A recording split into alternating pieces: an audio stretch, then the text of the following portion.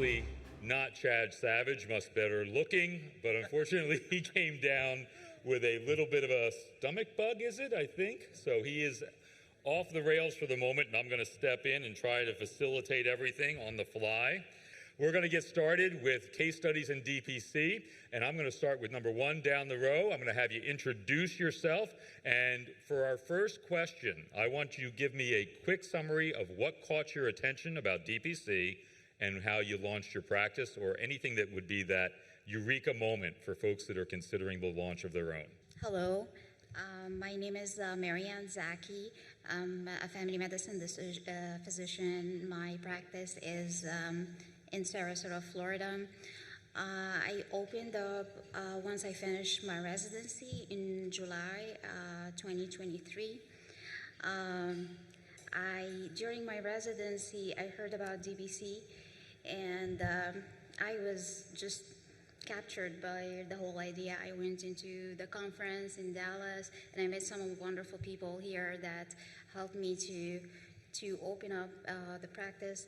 And the residency was very all about, okay, let's capture code, so the attending gonna get paid. Let's do this, let's do that for the documentation, so the insurance company will reimburse this doctor and that doctor. So I didn't feel like during my residency the focus was the patient. The focus was on other stuff that's not related to medicine, and I was not passionate about it. It started, I think, during the DPC conference in 2019, I started to think about purpose of life. So, and I think that's why a lot of people are here today. Say that again, Purpose of life, yes. Right. What we want to do, what we're here for, and what do you want to leave when we leave. And, right. And that's what I think most of the DPC doctors are in for that. A transcendent view, I love that. Thank you. Grace, go ahead. Hi, everyone. Thank you for having me here. My name is Dr. Grace Torres Hodges. I'm a board-certified podiatrist and foot surgeon. I practice in Pensacola, Florida. I've been in a solo private practice since 2001. In 2013, I heard Josh Umber. I heard Lee Gross. I heard Kim Korba at a meeting in Dallas. As a specialist going to a DPC conference, there was no blueprint whatsoever. But the first lecture that I went to was on how to opt out of Medicare. And it awoke me completely at that conference. I also met Dr. Keith Smith from the Surgery Center of Oklahoma. I came home, and it was at the start of 2013 when Obamacare and the Affordable Care Act was still in the process of getting set up. Healthcare.gov had not even started. One of the reasons why the conference was there was that it was trying to find how to thrive, not just survive, with the upcoming changes. For those of you who remember, healthcare.gov, when it first came on board, actually crashed. At any rate, at that meeting also did I not meet fantastic DPC doctors, but I met specialists who were also looking for ways to get out of a system that was just broken. I met Chris Held, an ophthalmologist, Gerard Giannoli, who was, he's an ENT doctor, and Kathleen Brown, who's a dermatologist. I went under their wing to learn about direct care as a specialist. And what really took me over the top was that our toilet broke at the house. And I had to call a plumber. So what do you do when you're looking for somebody to fix something at the house? Because there's this fear factor of trying to go just on the yellow pages of what was the yellow pages back then. I went on Facebook, asked friends, family, they gave me names. I called the person up, they gave me prices, they evaluated, they diagnosed, they treated. Why can't medicine be like that? That was what put me over the top to really focus in on going into direct care. In 2017, I went completely cash. I'm very happy with my decision. A lot of people come to me asking, how do you do that as specialists? It's not membership for all specialists because of the fact that our care tends to be episodic, but you make it work. And hopefully we'll come about discussing that here. And for you millennials, Yellow Pages is Google back in the old days. Blerta, please. Hi, my name is Blerta Gaqi. I'm a family medicine doctor practicing in Waterford, Michigan, which is southeast Metro Detroit area. I'm actually very new to this. I just opened up this month. And Dr. Savage, I had the pleasure of meeting him. And he recruited me to this panel just so that I could talk about the push that got me into DPC. I knew about DPC from the very beginning of med school, and I had this idea, this dream that one day I was going to open up my own practice. But like everybody else, you know, it was a distant dream, something that it will be there in the future. After practicing in the fee-for-service world for nearly 3.5 years, I was so burnt out. I was working 14 to 16 hours a day, plus weekends, plus just, I had no life. And towards the end of last year, I went to a DPC conference. And at that time, I said, enough is enough. I'm gonna just quit it and forget the distant dream. I'm gonna make it happen now. I went to my employer and I tried to get them to sort of back me out slowly so that I can work on my practice while at the same time not abandoning my patients. And they denied that. They did not want me to go part-time. So then ultimately by that time my contract had expired and I was just on a month-to-month basis and I just gave my notice. Enough is enough. They tried to mold me into something that was not me. I was practicing like a DPC doc in that world, and as a result, my personal life was suffering. So that was the reason. All right, Matthew. So I'm Matt Hitchcock. I'm a family medicine physician, and I'm one of the geriatric docs here as well.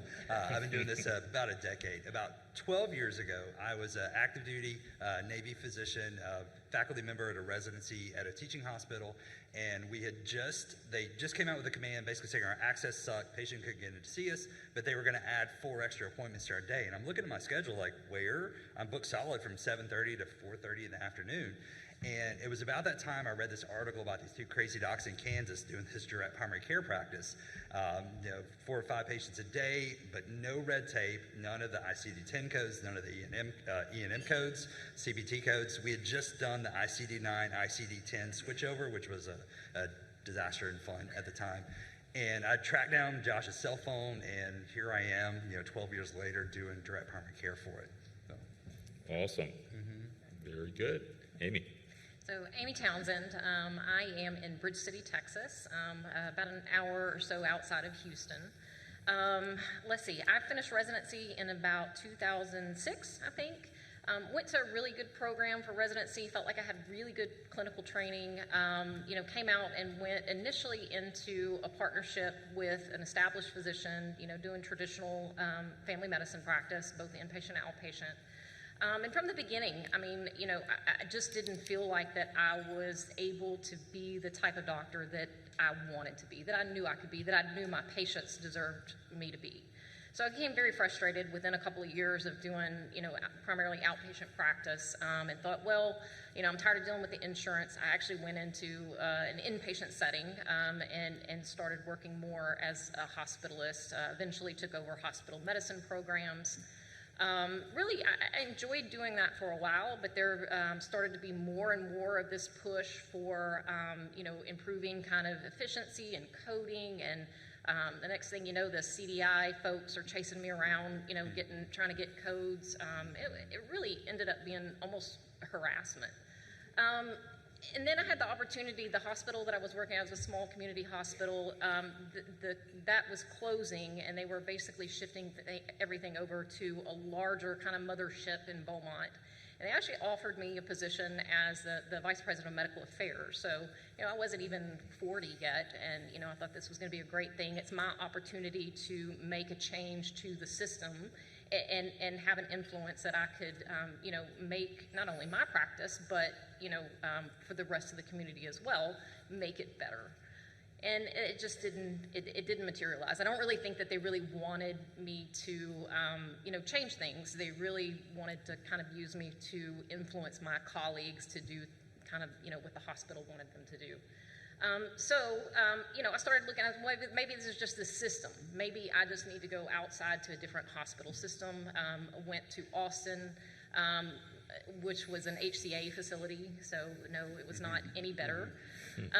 And so that didn't go well. And at that point, you know, I had just resolved myself to the system is not going to change. You know, trying to do things within the system, you have to get out of the system and do it completely different. So I think I met Rebecca Bernard through some other advocacy work in about 2016, and really that's the point that I said, you know, I think this is what I'm going to do. In 2019, I actually came to this conference and planned on, you know, trying to get my ducks in a row, ready to, you know, to start this practice, and set my date to open March of 2020, and COVID, of course, happened. So it presented, you know, a lot of challenges, but I think that's the beauty of direct primary care is that, you know, I think it's conducive to people who look at those challenges and find very unique ways to kind of, you know, overcome a lot of those things. All right, and finally, Dr. Serrano was the very first sign-up for DPC 2024, so we're saving the best for last. Hi, everyone. Good afternoon. How are you? No, that didn't convince me. How are you? Okay, there you go. Well, I'm going to spark this a little bit because everybody's like really, really slow today. I think it's the food. Good. So I'm going to just be very personal in here because I think if you know the story behind each doctor in here, you will feel, you know, that spark that you need or probably that push to keep you going and not be afraid to succeed. We are trained to follow instructions, right? And so when we're submerged in these hospital settings, we try to do as we can, following our ethics, but everybody controls us. So making a really long story short, I am from Puerto Rico. I am from Puerto Rico, so I speak English and Spanish, better Spanish than English, of course. So I moved here to the continental U.S. when 2011. My son was born premature when I was doing my residency in neurology. There was 3 positions back home to do that, and by the grace of God, I got it. And I got pregnant, and I had a premature delivery.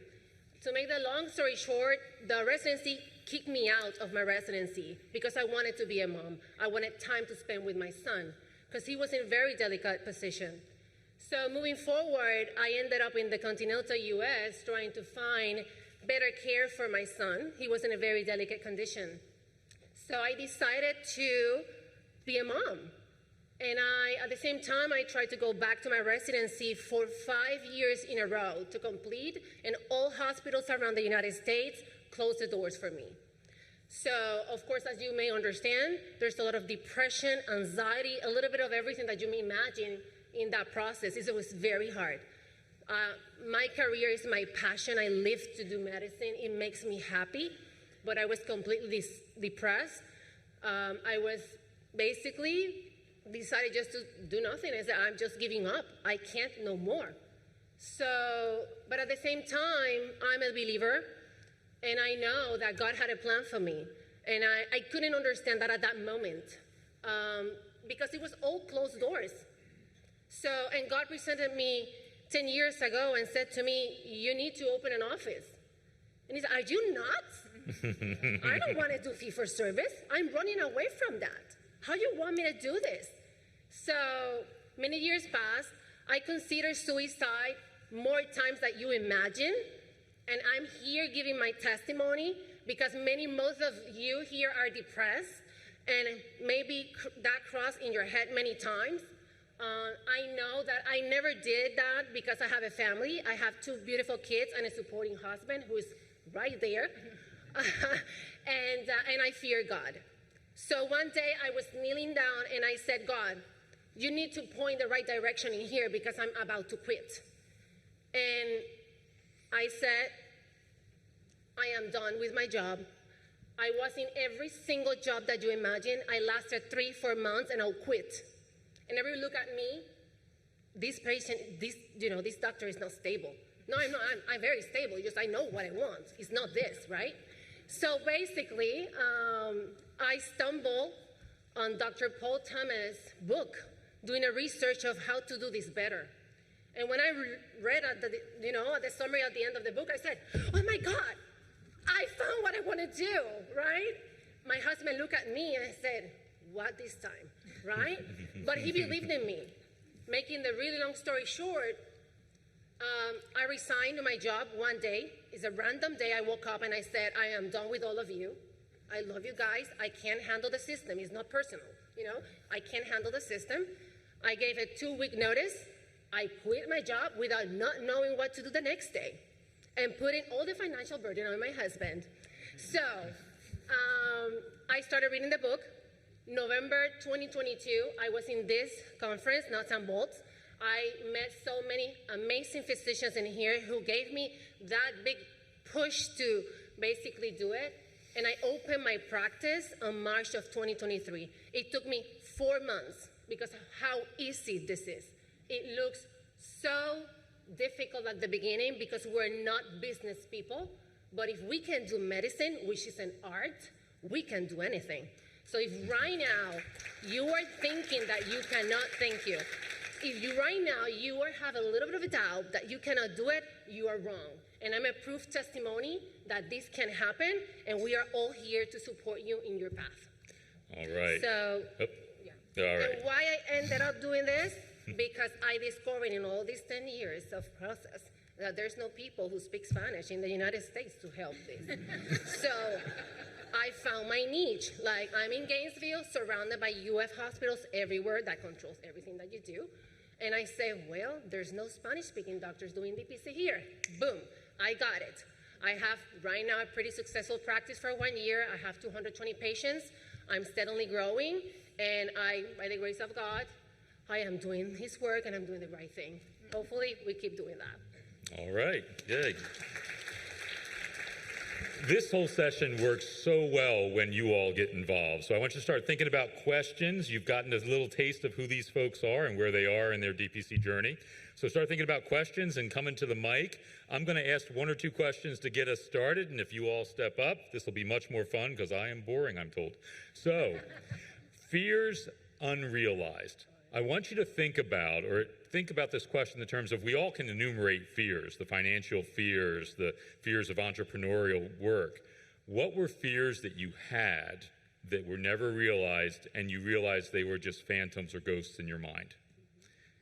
Somebody jump in or I'm going to start calling on people. The biggest fear that everybody always has is, especially if you've been in an established practice already, I'm going to go broke.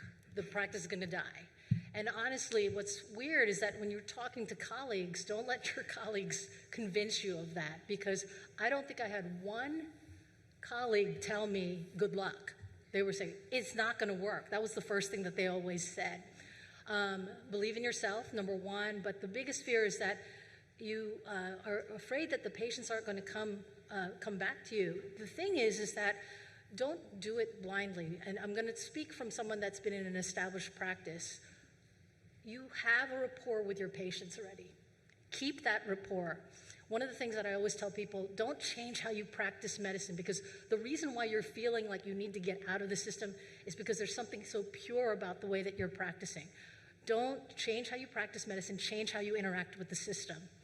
And so when you realize that it's the insurance companies, the third-party payers that are controlling everything over there, explain that to your patients. And what you'd be so surprised is that a lot of patients don't realize the minutia and the behind the scenes that goes on in your office. Educate them about that. Because those patients, when they feel and they have that onus in that practice also, because you have that relationship, it always comes down to that doctor-patient relationship. You'll be surprised. They will be the best supporters for you. Now, realistically, you are going to lose some patients. Understand that that's going to happen. But you know what? People have choices. And one of the things that you have to realize, you as a doctor have a choice too, to practice the way that you want to practice. Let your patients decide. Understand that when you're on insurance-based medicine, the network is picking you for the patient. You want the patients to come to you. And the surprise to me was that the ones that I thought were my diehards were really only for it because of the insurance. And the ones that really wanted to see me, they're my best ambassadors. So stay true to yourself and believe in that. And you'll understand that you have choices also. Great. Anybody else on unrealized fears? I think on that too, kind of continuing that same theme, I had that fear, especially early on, that I'm going to piss off one patient and it's going to be this domino effect, and like I'm going to wake up tomorrow and have like 5 billion emails of patients canceling, and that's not it. Especially when you get that personality conflict that's just not going to work with those patients. Like, I'm more than happy to kind of let them see the door and kind of go out and make room for more patients that I love. One of the things that I think is important to mention, as we're doctors, we want to succeed. We always want to, have the last word in here. In this scenario, we are like in deep waters. We don't know what is going to happen. You don't have any control what's going to happen. But, that's just fear. Your fear is failure. That's it. Plain and simple. It's failure. But if you did medicine and if you can take care of the health of someone, how come you're not going to succeed? You're doing the most difficult job on earth. Like, how you're not going to succeed? And if you keep that in mind, you will. So people are going to come to you. Doesn't matter where you are, they're going to follow you. I work with patients north, south, east, west of Gainesville, everywhere. And right now, they're my patients. They follow me a year later. And I didn't give any notice where I was doing. So it's a matter of trusting what you're doing. They're going to come to you. That's all. For me, it was timing. So having the perfect time to set everything up before jumping the gun. And the best thing that happened to me was getting my hand forced. So I opened up my practice within 30 days. And I still don't have my physical practice yet. It's still under construction. But I made the commitment to myself and to my patients, and March 3rd, I opened, and right now I have about 70 patients that I already signed up, and my hospital did not allow me to tell them anything about what I was doing or where I was going. And I had a supportive husband who designed my website ahead of time, and I had that up, and that's how patients found me. So have a social media presence, have a website up so that patients that do like you, do want to seek your services can find you, no matter what it is. Did any of you build your infrastructure before leaving your jobs? Like you built websites or anything like that? Would you recommend that as a step too? So yeah, I had my website up December, and then I left January 30th. Okay. So that was the biggest help. Mariann, you got to the edge of your seat. You want to say anything? I think the biggest fear will be for someone coming out of residency will be financially, just the debts and amount of the money we have to put into the business. But I think that I did like many financial mistake when I first started, like spending money on marketing, though Dr. Gross told us, don't spend any money in marketing, but we all did. Because sometimes you just learn by doing the same mistake again, and then you make some new mistakes yourself. So I think keeping an eye and good planning about that's what I should be spending, because I want to keep my overhead low. That's the one thing that you need to do. Do an Excel sheet. I need to buy this and this and this. Do not go fancy. Patient don't care about if you have your chairs from Amazon or you have your chairs from Henry Schein. They just do not care. They care about you, your skills, and the care you're gonna present to them. That's the bottom line of it. I think I've heard that again and again at this conference and others with it for the last, since 2016. Launch imperfectly, but launch, right? Is that agreed? All right. So it sounds like also you're saying courage. Courage is not the absence of fear, but it's the presence of action in the midst of having fear, right? All right. Let's take a question from over there. So childhood vaccinations, how do you handle those? And I mean, if you're just starting out, you can't afford them. So how do you handle them? Yeah, that's a great question. So in my office, I see a lot of kids. I'd say my panel is almost 50-50 kids and adults for it. Pre-COVID, for most people, we had sent them to the health department just because we looked into the cash pricing for it. VaxCare is not in Tennessee. They wouldn't kind of work in Tennessee for us. And it worked out. The local health department would bill their insurance, or it was free through the Vaccines for Children's program. So no matter how you sliced it, it was really free for the patients. And I can't compete with free easily for that. So we would just send them to the health department for that.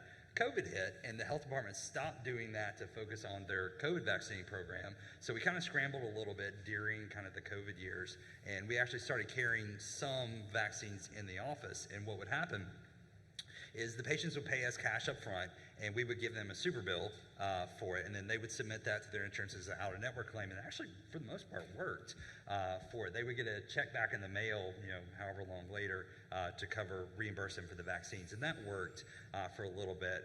What was hard for us, really, the vaccines tend to come in bigger lot sizes, so you're looking at 10, 15 vaccines, and I may not have enough kids kind of in the pipeline to kind of make that work for it, so I wound up wasting one. Like, we had to throw out like 6 or 7 MMRs one time. It's like $1,000 worth of vaccines for it. And then, but now that the health department is kind of back to vaccinating again, we pretty much just send everyone to the health department, and it's worked out perfectly for us. I want to point out that in your case, you have a big practice with kids.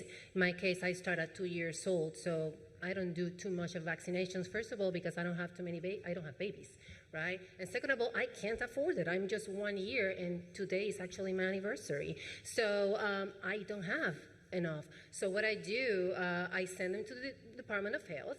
I do, we're able to buy the TD Vax, which is pretty affordable, and the flu shot with, some small amounts. And we have really good relationship with our DPC docs around the community. So I just call them, hey, I have this kid, we need an MMR. Can you just put it in your office? Yeah, and they do.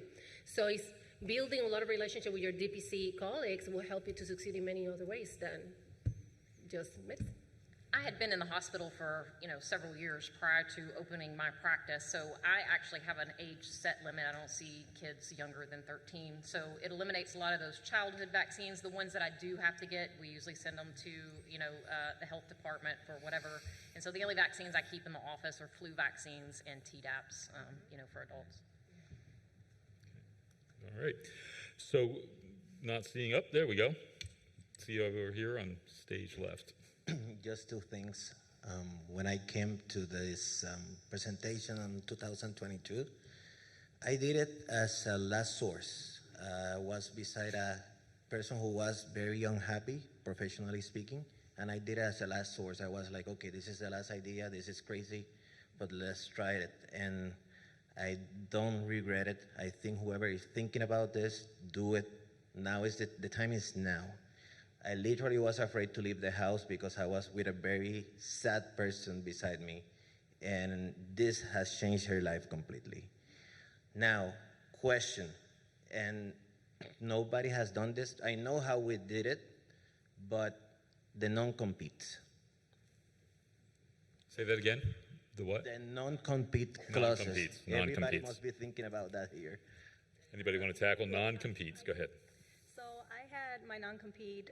Initially when I signed my contract, I knew that I wanted to open up my practice one day. So there was a clause in there that stated that should I go private practice, not competing with any other hospital systems, then they could potentially waive my non-compete. That was not a for sure thing, that's for sure. When I went back to them and I told them that I'm thinking about leaving, I'm thinking about opening up my own practice, well, they were dragging their feet. I had to play the game. Unfortunately, I had to say that I was in my, community. I wanted to continue to serve patients. And then the second I mentioned 300 to 500 patient maximum practice, all of a sudden, oh, then you know what? We'll waive your non-compete as long as you stay loyal to our hospital system and you continue to refer patients. So that was my way around it. You have to play the game, unfortunately. You cannot burn bridges.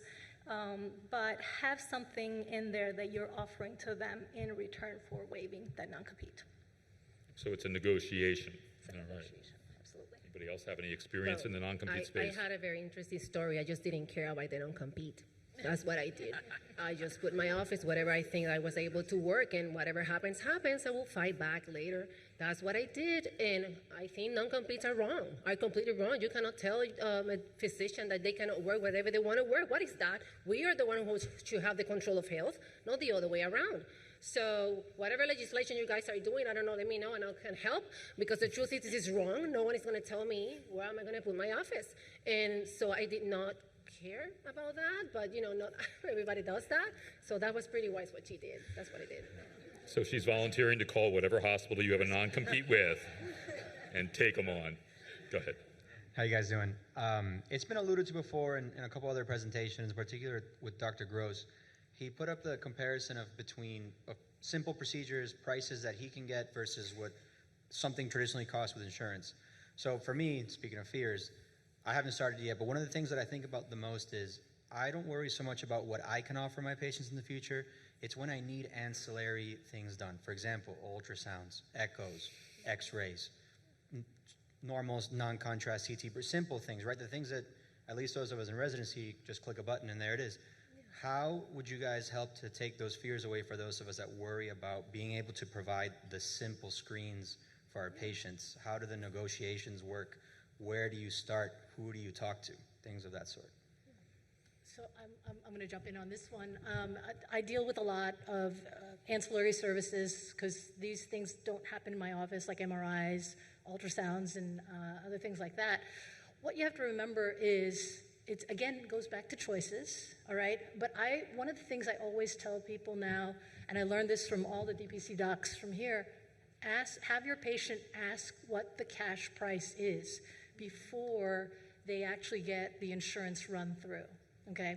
Because you'd be surprised. I have children that played winter sports, and we never met a deductible, and so by the time November, December came around and I needed an MRI to check their soft tissue injury, the amazing thing was that the co-insurance through my plan at the time was going to be much more than what the cash price was.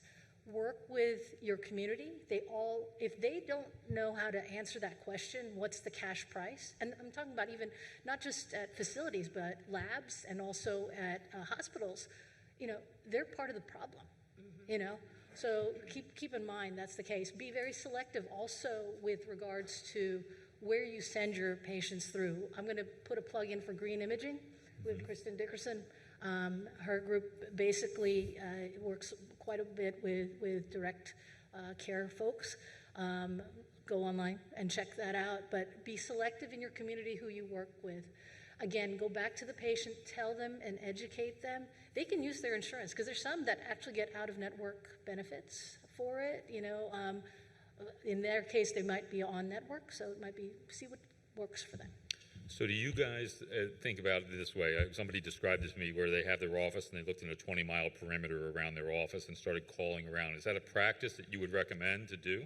Well, what I did for my practice to answer your question, first of all, I went to the imaging places myself, and I said, okay, give me the cash prices. And then I brought both, like, this is just an example, this is Titan MRI, and this is just Gainesville high-field MRI. You're competing with each other, who's gonna give me the best price? That's exactly what I did. Like right now, like an MRI for me will cost $250. So, but I was just putting both in front of me and say, who's gonna make it better for me? And I stick to whoever give it to me. But I went there and have cash prices for the people that I trust, and I just send them there. If the patient wants to use their insurance anyway, it's their choice. But I tell them, this is what is gonna get charged. I don't know about your insurance, but I'm pretty sure it's gonna be cheaper this way. At the end, it's their choice. But there's ways to have cash prices every single place that you go. You just need to talk with them. Yeah, private imaging centers are going to play ball a whole lot easier than hospital systems.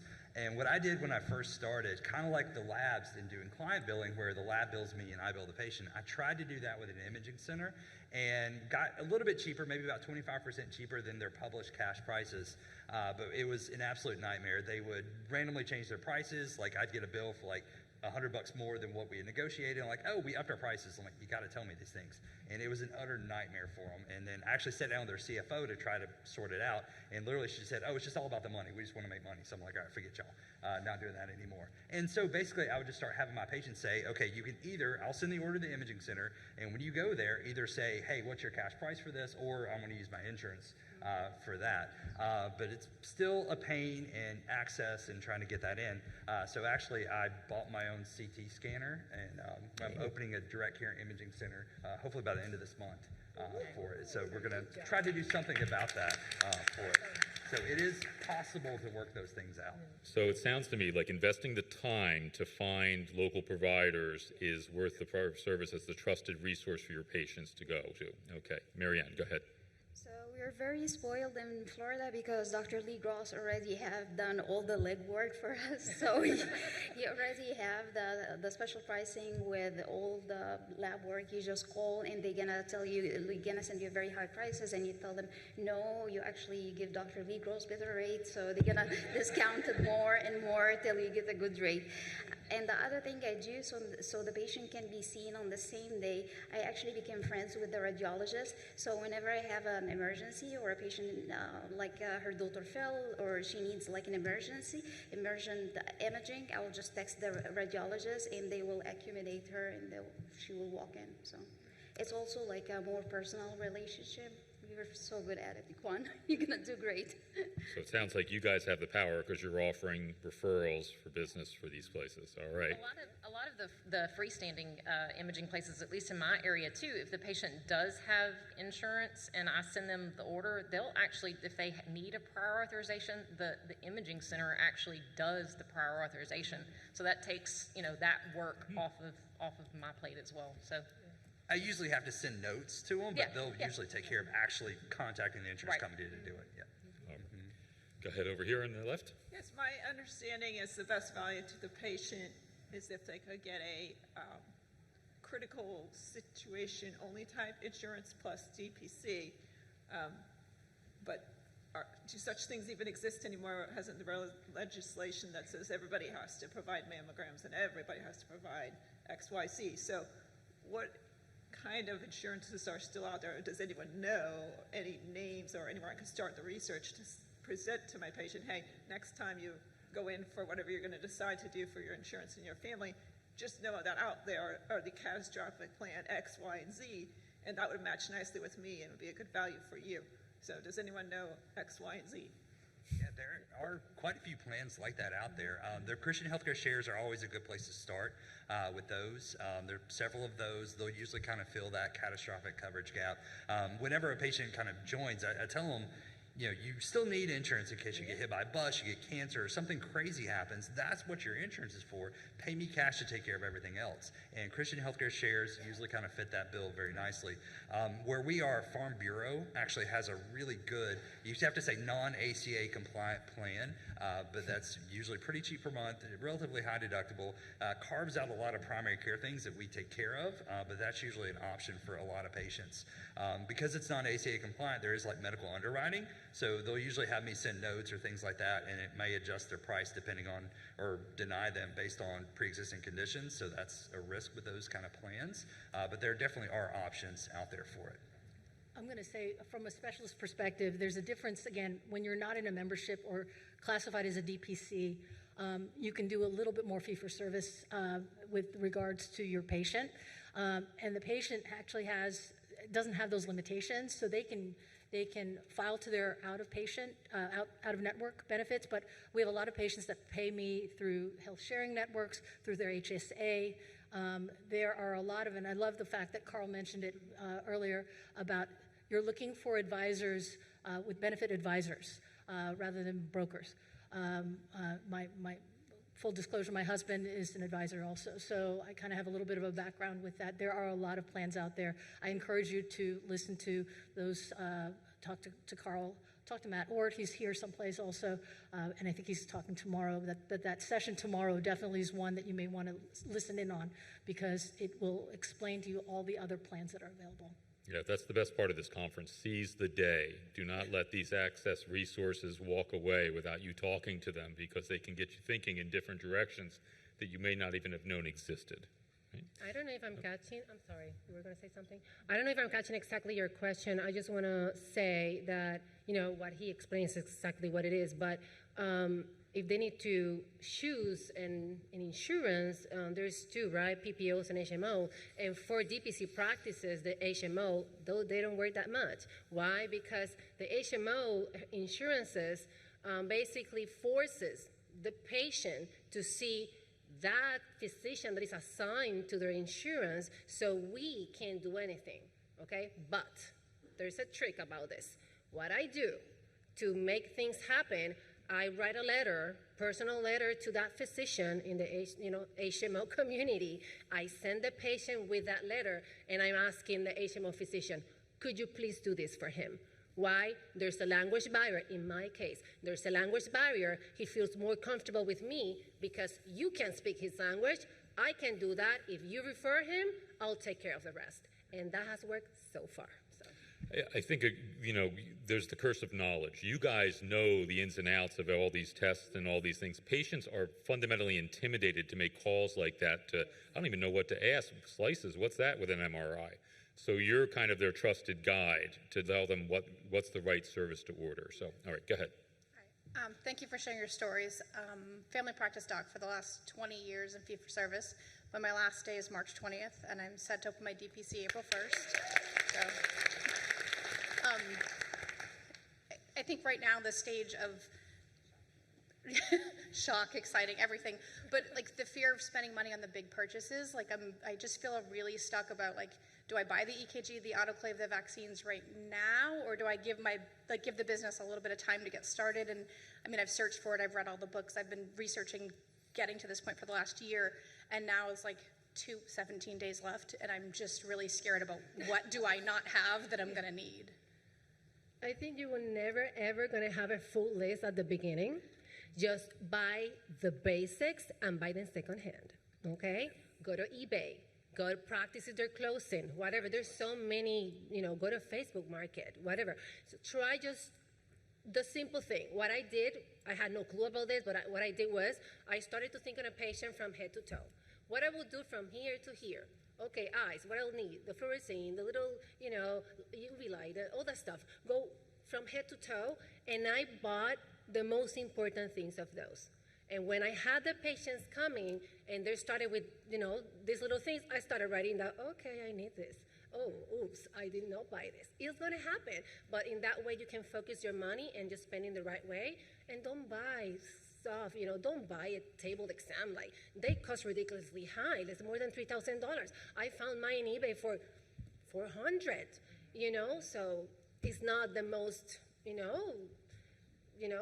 advanced one, but it does the job. So, if you have other direct care people around you also, reach out and network and share. Because everybody in direct care, the wonderful thing about this, we all share. Yes. So if we know somebody that needs help, we'll lend you tools, we'll lend you stuff, know. Yeah. So try and find, even you may have to drive a little bit, but look for your network. So limit your capital investments. Is that what you should? Go ahead. I'm sorry. Something that also helped me was talking to another DPC veteran, geriatric, and running down a list of things that I thought were important that are not actually necessary to have from day one.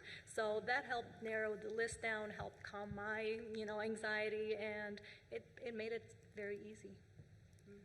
All right. For geriatric comments, can we shut off her mic going forward? Yes. Thank you for answering all these questions. They're superb. I have two things. Can I assume that everybody's opted out of Medicare? Yes. Okay. The second question, I guess this might go in the unfounded fears category. What do you do with, and what happens if a patient signs up and then they are there for 2 months and then they leave? Do you get that kind of, but the DPCs I've spoken to, they're like, less than 1% have ever done that. So what's your experience with that? Yeah. I have. You want to talk first? Because I'm going to monopolize the whole thing. I mean, you're gonna have people that are gonna leave. I mean, and it's not something for you to really take personally. For instance, the area that I'm in Southeast Texas, I was the first. I'm still the only direct primary care practice there. True direct primary care. They have a couple of concierge practices, but I'm the first direct primary care.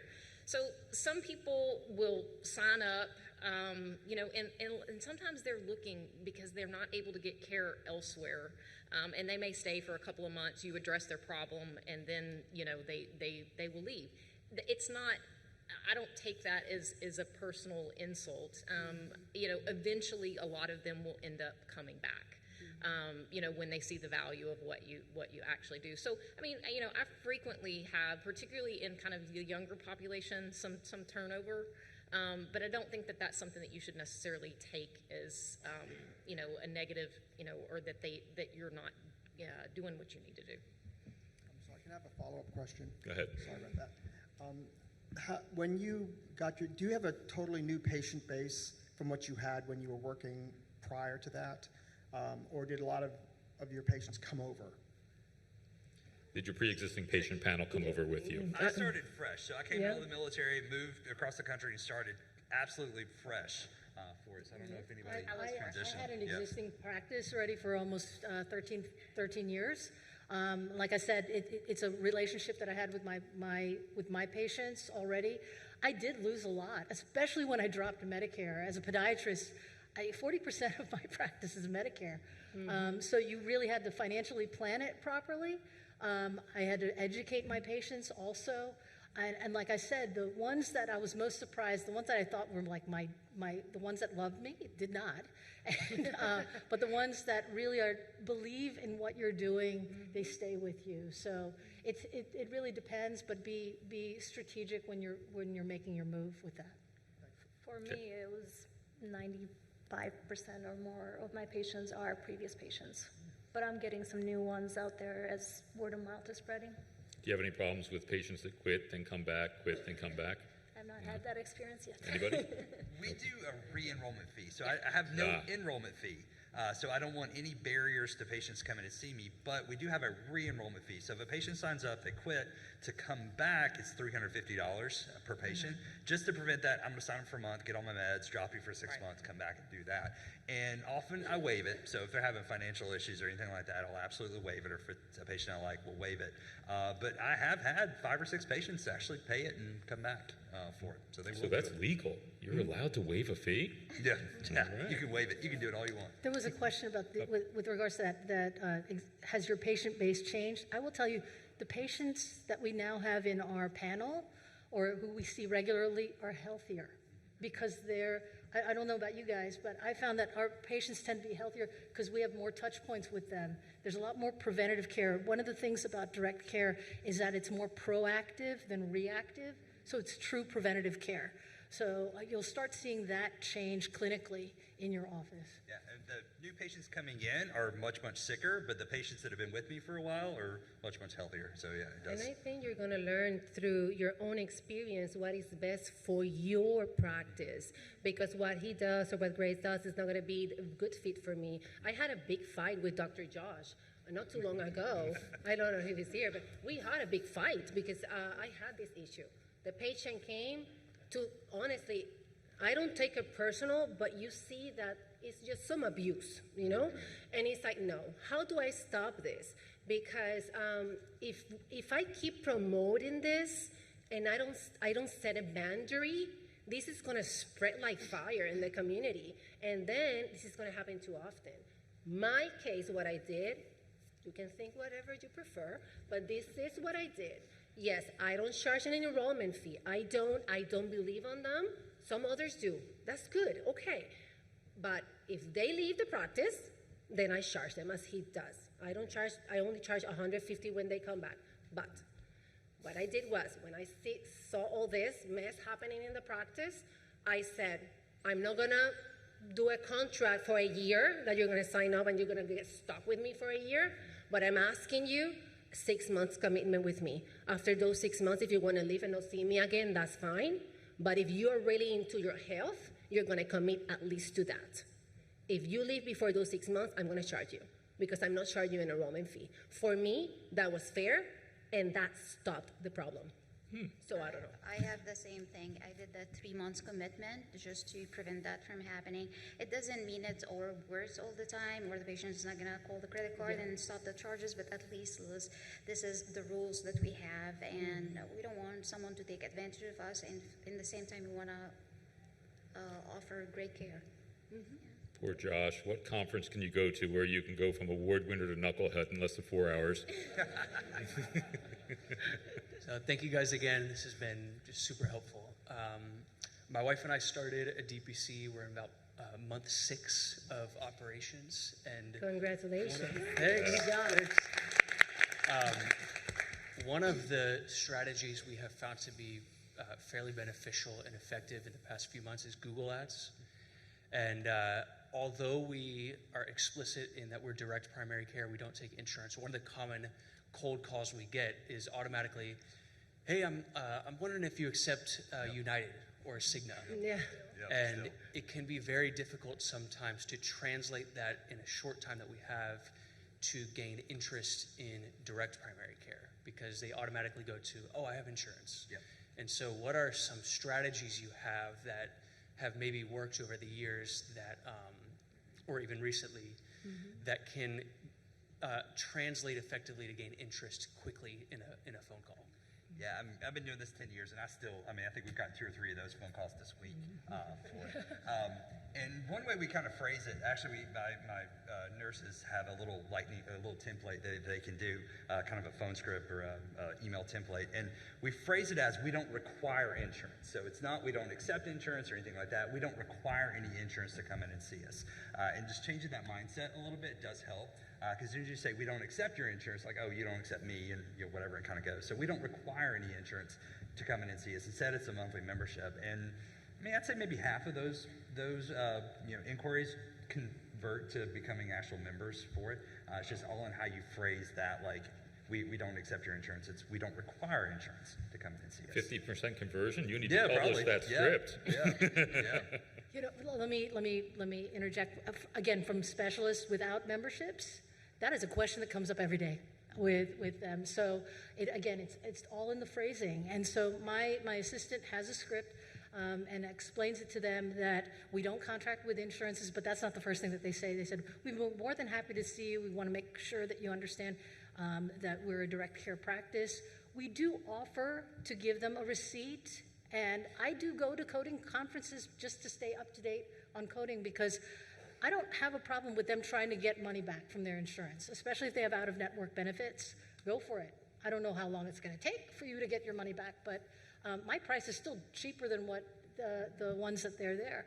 So for those of you in specialties that are not dealing with the membership, you do have that option. One of the things in marketing that I find when I've been working in the DPC space for a lot of years is that you have to teach people from going from the known to the unknown by comparison. If you don't understand a concept and it's alien to your thinking, comparing it to something like gym membership, it's like joining a gym, that kind of thing. We said years ago, it's like Netflix for medicine. It was a way to help people transition from their known idea to an unknown new idea, and it gives them an intellectual hook to hang on. So anyway, there's that. Over here. Yes, thank you for having this conference. I'm not yet in DPC. I know that there's been something I've been looking for, and I'm so thankful for this conference. It's going to push me over the edge. I know it is. But I have a question. I know that there's this Affordable Care Act where these people are required to have insurance, right? They got to file that 1095, I think it is, on their taxes and so forth. Does this satisfy that? DPC does not satisfy that. There are things out there like the Christian Healthcare Shares that kind of predated that do that. As far as I know, the penalty is still 0, right? That didn't change. That part's all gone. They don't have any of that anymore. Yeah, so that's not an issue anymore. Yeah. A couple states still have it, Lee? Okay. DPC is not insurance. Say that 5 times fast. DPC is not insurance. So. Yeah. So, all right. Back for another bite at the apple. We have about 25 minutes left, so if you all start formulating your questions, we got a limited amount of time. Go ahead. I couldn't help myself, but I was a bit shocked by the unanimous head nods with yes, Medicare opt-out. For those of us that are very negative net worth and just getting out of residency, we still have to have some type of part-time per diem, what have you, that requires Medicare. I'm still Medicare opted in. Like I said, I was a bit shocked by the unanimous head nods.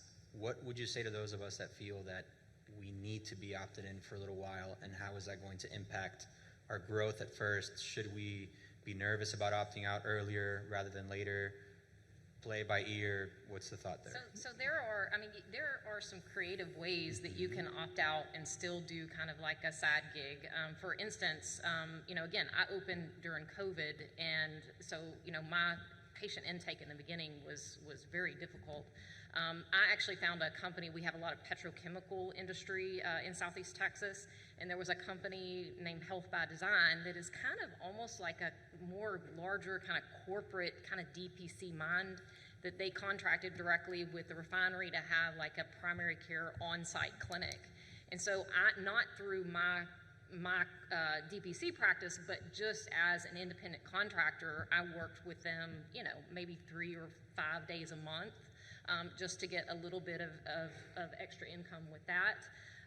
You know, you could also look at like the correctional systems, the prisons and things like that don't require you to have, you know, to be enrolled in Medicare. Even some hospital medicine programs, you can do some hospitalist work, and they just bill through their medical director or something along those lines. So there are options out there once you do opt out. And honestly, Medicare age and Medicare patients aren't a huge part of my panel. Like, you can do just fine, like just not accepting Medicare patients up front and just say, hey, I'm starting a waiting list, you know, and you know, I want to take care of you, but you know, everyone wants a villain, so you know, blame the government for that one, and just say, hey, we're starting a waiting list, and we'll put your name on it, and as soon as I can opt out, we'll give you a call and do this, and then you know, once you have a good enough waiting list for that, then you know, you can go ahead and opt out and do it. But for me, the vast majority of my panel is like young families, so it's not as huge of a deal for me. I don't know if it's, Dr. Lee probably can just correct me if I'm wrong.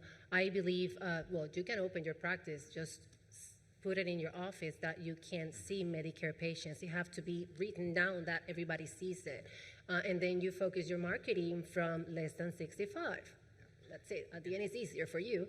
And then when you are able to opt out of Medicare, then you start seeing patients with Medicare. But don't let that an obstacle for you. You continue doing your side work to support your business, and just focus on the other ones less than 65. Yeah, not accepting Medicare shouldn't really stunt your growth that much. Yeah, the Medicare population are not very attracted to the DPC. It takes them for a while to just digest the new idea, and they have to have someone in the family to try to do first, and then they gain trust and all of that. So you have time to maybe put like a wait list on your website and try to build from there. And then you see you have enough patients, so you can take the leap of faith, or you want to just stay in the system. I do have a lot of Medicare. I mean, I have a significant amount of Medicare in my, and that just goes to show you, somebody said earlier, you've seen one DPC, you've seen one DPC, they're all different. So you have to look at kind of what your population is. With regards to that also, if you do end up seeing any Medicare patients, make sure you do a private contract with them every year, every 2 years, because that's a requirement. It's weird because it's a requirement by Medicare for the fact that you are showing that patient that they are choosing, and I make this a point when I explain it to them, I'm having you sign this contract because Medicare wants me to make you know that I am not part of them, and you are not going to bill anything that we're going to do. So you'll be surprised. It will save you, number one, if you keep your opt-out letter available for yourself, the one from when you opt out. Keep also the contract, make sure that those are up to date about every 2 years. And then you'll be surprised because the secondaries, patients will be creative and want to try and file their secondaries, and they'll try and file to Medicare first, and you just send them the thing, and when you get that letter from the insurance company, it saves you. We started off with fears that were phantom fears. What were, thinking back, you have to expose your warts here for a second, what were some fundamental mistakes that cost you and hurt you when you started? Like if you had to look at what you did when you started your DPC practices, help accelerate people bypassing error. Anything come to mind? So don't waste money on a lot of that marketing. We tried direct mailers, we tried radio ads, we tried a few other things and got like zero return on investment for that. Social media, word of mouth, that's still what drives us. So I wouldn't waste a ton of money on the marketing part. Bob, can I go ahead and answer that? Can I answer that and tie that in with the last question there in terms of the Medicare? So we had our practice eventually set up as a hybrid where we were DPC below the age of 65, and we billed Medicare 65 plus. And so we had this split. And once we did that, it became crystal clear that the Medicare patients were 75% of our office visits, but one third of our revenue. And so when we were burning all of that capital just to try to take care of these Medicare patients, it distracted us from building up our DPC practice. And it really wasn't until we said, you know what, we're opting out, that our DPC actually finally started to thrive because we didn't have to pack our schedule with the Medicare patients. So we were able to market it. We had places to put the new patients in. So it really was eye-opening when you saw that split and you looked at the financials and like, wow, 3/4 of our work is 1/3 of our income. It makes no sense whatsoever. It's not lost on me that the irony of the director of this organization, I have my own marketing company. Doesn't hurt at all. Go ahead. I really appreciate this conference. For Tori and I, we are starting April 1st, our first DPC practice, so this timing and of everything is great. So it is a leap of faith. I'm going to start with a PA out of the box because I'm working a second job to sort of fund the upstart. And, everyone, we just can't say enough how much we appreciate you. My question would be, what is your hook? I heard Netflix, I hear, the gym membership, but give us in your practice the one thing that you see patients when their lights like, it's like that. Do you have a hook? Do you have a line that you use regularly that kind of gets patients to understand what you're doing that's short? I just explain what DPC and all the benefits that it offers, and that's what gets patients through the door. Once I explain to them that I'm able to spend time with you, you're able to access me, given, your boundaries, of course, and they realize that they can get a next day or same day appointment. When I was in the fee-for-service world, the #1 complaint was I was sick, I called, they told me next time you can see me is in 3 weeks, 4 months, whatever the case may be. So, and the fact that it was rushed. It was, all right, my medical assistant would knock multiple times on the door, all right, you got 3 patients waiting. So all of that frustration, builds up with us, with the patients, and when I explain to them that those are all things that I'm trying to fix with DPC, that's what gets them.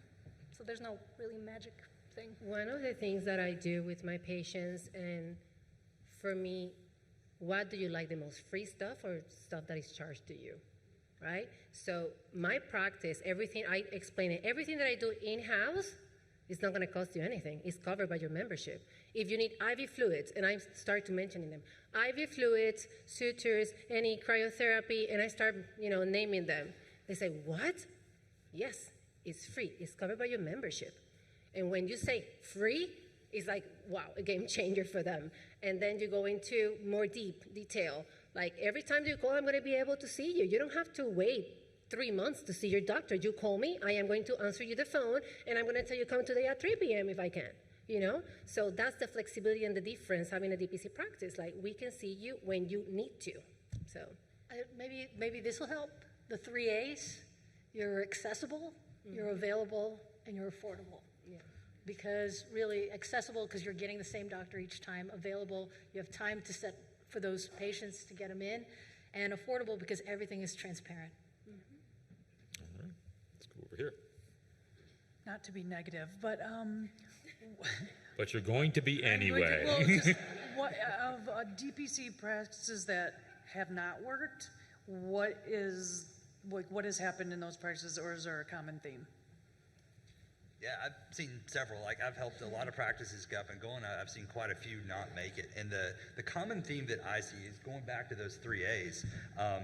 The one doc that was in Tennessee with me, in Chattanooga there with me, I would help kind of cover for her when she's gone on vacation. And I remember one time having a patient comment like, man, it was so easy to get a hold of you. I could never get a hold of her for it. And that was, I think, part of kind of her downfall with that. She was prioritizing her moonlighting jobs over kind of her DPC, and I think her patients felt that for it. But yeah, the accessibility, so patients couldn't get in, or they couldn't get an appointment kind of when they were sick or when they needed to, and then the value to it. And I've talked to a lot of practices; they weren't doing things that. Offering things in the office that the patient saw as a value for it, and then the patients just, they wouldn't say, why am I paying you this? That being said, there's some patients that just don't get it. I was, one time I remember this very vividly, I was Saturday morning swabbing a patient for strep, and she's sitting there while we're waiting for the strep test to run saying, well, I don't know why I pay you $75 a month. I'm sitting there thinking, I'm sitting in my office at 9 o'clock on a Saturday morning swabbing you for strep, and you don't understand why you're paying for this? So she was one, she left about a month later, and I was not sad to see her go for it. But that's the availability and accessibility is probably the biggest reasons I see a lot of practices not make it. Price is another thing that I've heard as well. So if you set your prices too high, then that can deter. And one more thing, I don't know if we talk enough about it. Your personal finances, when you go into this practice, make sure you as an individual, you as a family are ready to take this on. Yeah. I think all of us can attest. Our family has a lot to do with why we're successful in doing what we're doing, because having that support system at home, having things out on the table and finances under control, you can actually grow from that. You don't want to be worrying about two buildups, being in debt to start with. What Grace is saying is so important, because if you're here by yourself and your significant other is not here with you, I highly recommend you to bring this person with you, because if they normally do not understand. My husband, who's here, he did not understand what I wanted to do.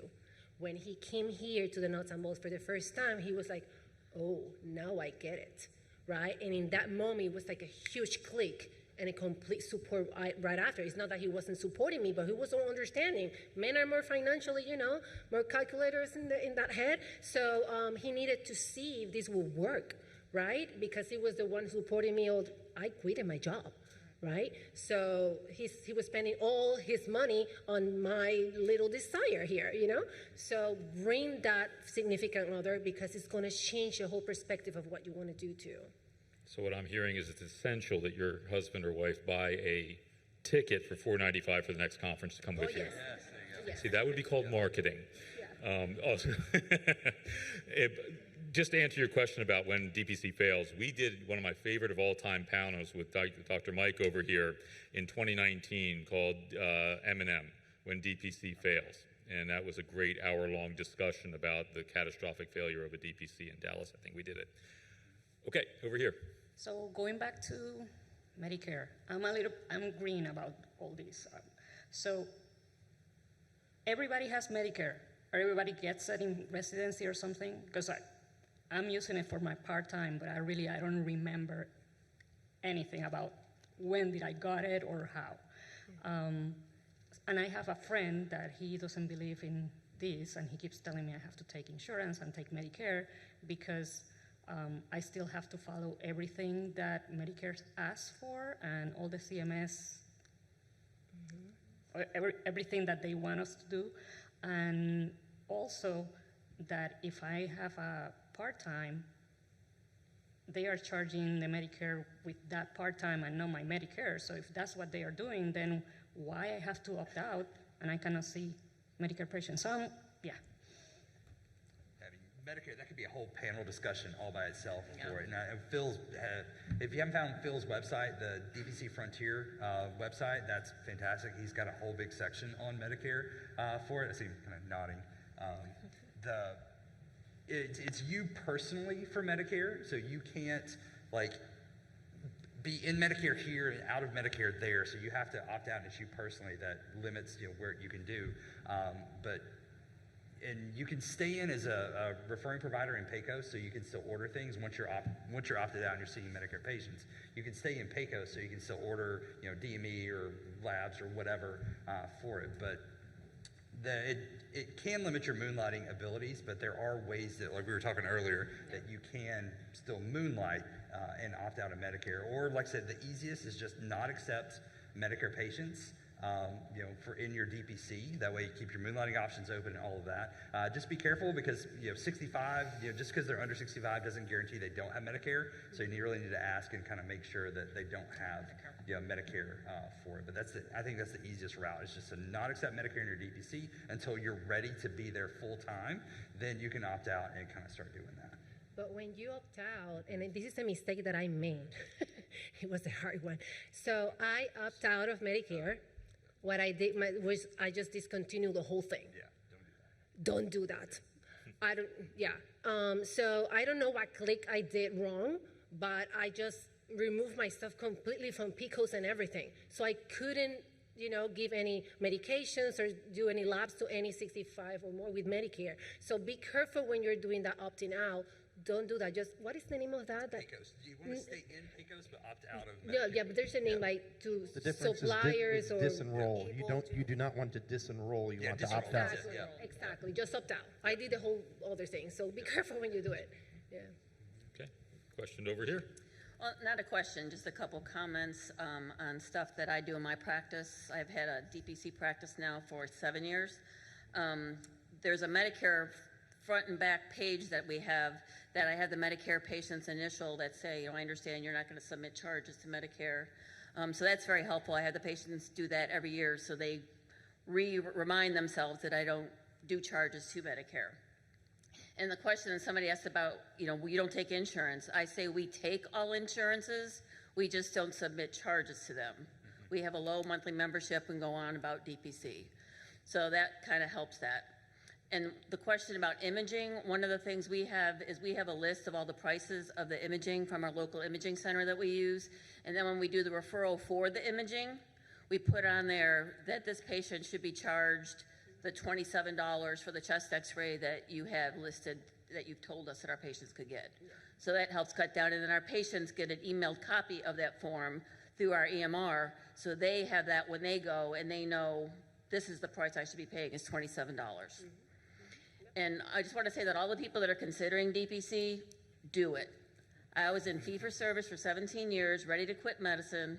I was at a conference in Chattanooga, sat 2 people down from Matt Hitchcock, talked to him, went to the DPC summit, went to Nuts and Bolts, opened my practice, I think it was 7 months after the Chattanooga conference. So it's doable, you can do it, you deserve it. Don't let the, Naysayers. The what? Naysayers. Well, no, don't let the fear. Yeah. I can't think of the word I want to say, but don't let the what's existing now system, that's it. Yeah. Don't let the system crush you. You have a passion for medicine, DPC will let you live that passion. All right. Yeah. I remember that conference. It was a family medicine update, and they asked, how many doctors here are happy? It was the normal physician burnout, do yoga, do all those things. How many physicians here are happy? And I think I was the only one that actually put up for it, and I remember that well. Yeah. You will do moral violence to your choices of pursuing DPC if you walk out of this conference without phone numbers or email addresses of folks you meet here.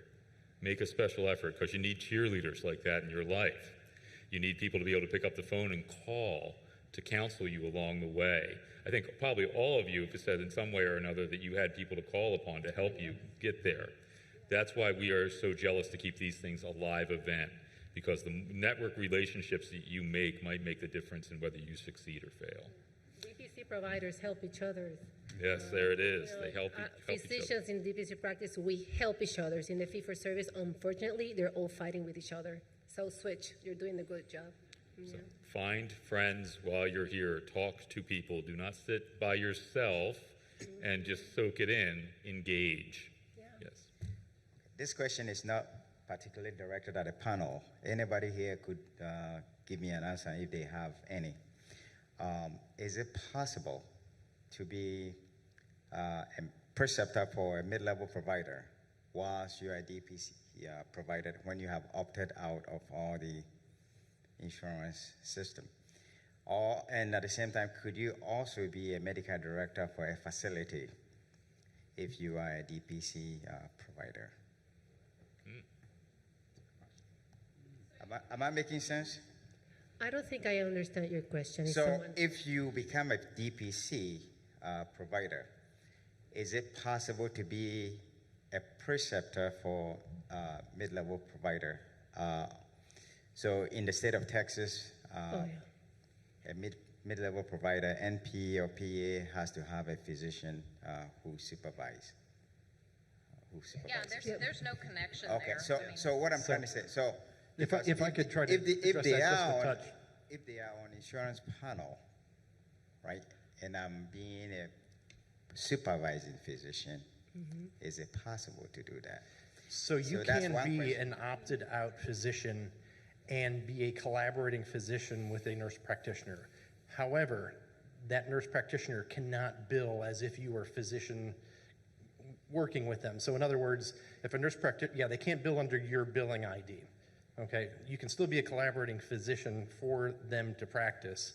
somebody for them to consult with, but they cannot bill the 100% of Medicare and expect to get paid and billed under your name. They have to be billing under their own, which then puts it at about 85, I believe it's 85% of Medicare if they don't have physician supervision. So yes, you can be opted out and oversee a nurse practitioner as a collaborating physician, but they can't bill under your name.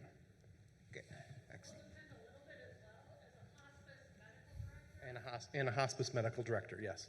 They bill under hospice, so I'm opted out of Medicare, but that's not billed under their hospice Medicare benefits, so that's okay, because it's not billing under my Medicare number. And then I supervise nurse practitioners and stuff as well. So for those that are recording, what she's saying is you can be a hospice medical director. There are exemptions within there, and again, they had mentioned Phil's website, dpcfrontier.com, and he goes through the various exemptions in there for Medicare opt-outs, but hospice medical director is definitely one of those that you can look at. So for complex questions like that, Phil Eskew will be here tomorrow morning teaching a legal section. So please step into that one. He will give you a dizzying amount of data to go through. So take him down and get questions for him. All right. Last question here. We're rounding out, so I got probably time for 2 more questions. We are going to need to make a quick close today to preset for our banquet. So run up to the mic if you're going to be asking us a question. Yes. I know that we need to have a lawyer. Do you recommend having just any business lawyer that understands healthcare, or someone who is very, knows DPC? Sorry, I didn't hear that. Is that what you said? Phil Eskew. Yeah. Phil. Right back there. He's. Sorry. So for any state, Definitely can. So when I first started, this was 12 years ago, and DPC wasn't really a thing. But the healthcare business attorney had helped a concierge doc get up and going. So he kind of helped me draft my patient agreement for it. But then when Tennessee passed their DPC law a few years later, I had him update it kind of based on the Tennessee DPC law.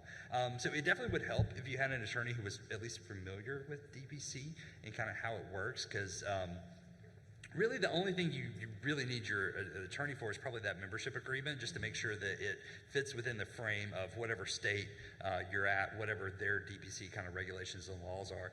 Honestly, setting up the LLC or your business entity is pretty easy. You can do that. Making the operating agreement and your articles of incorporation for it, for the most part, are pretty easy. But that's something quick and easy that any attorney can do. Really, the only thing you would need a specialized attorney that understands DPC is crafting your membership agreement. And there are several people that have standard Yeah. agreements that are Yeah. out there. Like, I'm married, my husband's an attorney, so he did most of kind of the legal work around it, and basically read through, we kind of tweaked, one of the other contracts that were out there. I don't even remember where it came from. But it's basically, just being able to understand a standard contract. But I would use the models that are out there. There's several of them out there. Let's go with one last question over here. So if I see patients with insurance, will they be able to get reimbursement from the insurances? Will I have if I want to order an MRI, will they come back and say, no, you need to do first an X-ray? And what I will have to do with that? And whatever I order, if the patient wants to use the insurance, it will be considered out of network for them? Or?